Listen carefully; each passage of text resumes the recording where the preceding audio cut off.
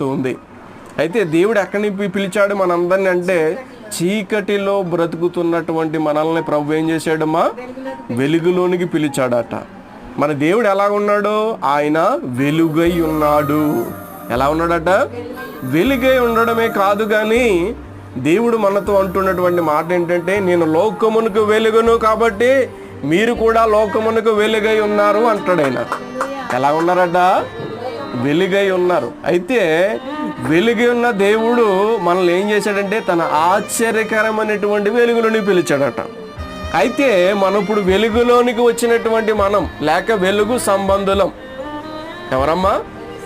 కదా, వెలుగు సంబంధులం. వెలుగులో ఉన్నటువంటి మనం ఇక ఇందులోనికి వెళ్ళకూడదు, చీకటిలోనికి వెళ్ళకూడదు. ఎందుకు? చీకట్లో ఉన్నాము కనుకే దేవుడు ఏం చేశాడమ్మా? వెలుగులోనికి రండి అని పిలిచాడు. ఇప్పుడు మళ్ళీ మనం ఏం చేయకూడదు?